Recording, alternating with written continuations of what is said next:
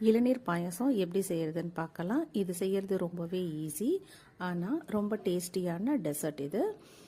2 இளநீர் வாங்கியிருந்தேன். ஒரு இளநீரோட வழுக்கையை கொஞ்சம் இளநீர் போட்டு நல்லா மிக்சியில் அரைச்சி வச்சுருக்கேன். இந்த அரைச்சி வச்சதை ஒரு மிக்சிங் பவுலில் சேர்த்துக்கலாம். அது கூட மீதி இருக்க இளநீரை போட்டுக்கலாம். 1/2 லிட்டர் பால் வாங்கி அதை 1/4 லிட்டராக நல்லா காய்ச்சிக்கிட்டு அந்த பாலை அதில் விட்டுக்கலாம் மிக்சிங் பவுலில். அதுக்கப்புறம் மீதி இருக்கிற இளநீர், இன்னொரு இளநீர் வழுக்கையை இந்த மாதிரி பொடியாக நறுக்கி அந்த மிக்சிங் பவுலில் சேர்த்துக்கலாம். தேங்காய் பால், 1/2 மூடி தேங்காய் பால் எடுத்து அதில் சுகர் போட்டு மிக்ஸ் பண்ணி அந்த தேங்காய் பாலை விட்டுக்கலாம். அதுக்கப்புறம் கண்டென்ஸ்டு மில்க் 1/2 கப்பு அதையும் நம்ம சேர்த்துக்கலாம்.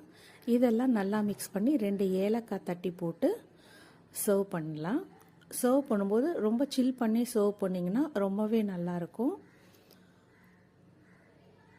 முந்திரி பருப்பு வேணும்னா வறுத்து போட்டுக்கலாம். எனக்கு முந்திரி பருப்பு நடுவில் க்ரன்ச்சியாக வரும். இது இளநீர் பாயசம் ரொம்ப சாஃப்டாக இருக்கும், வழுவழுன்னு. ஸோ அதில் நடுவில் க்ரன்ச்சியாக முந்திரி சாப்பிடும்போது டிஸ்டர்பாக இருக்க மாதிரி ஃபீல் ஆகும். அதனால் நாங்கள் முந்திரி போடுறது கிடையாது. நீங்கள் வேணும்னா முந்திரி போட்டுக்கலாம். சர்வ் பண்ணும்போது சில்லுன்னு சர்வ் பண்ணிங்கன்னா இன்னுமே டேஸ்ட்டு ரொம்ப எடுத்து கொடுக்கும். சாப்பிட்டு பாருங்கள், என்ஜாய் பண்ணுங்கள். எப்படி இருக்குன்னு சொல்லுங்கள். லைக் பண்ணுங்கள், சப்ஸ்கிரைப் பண்ணுங்கள்.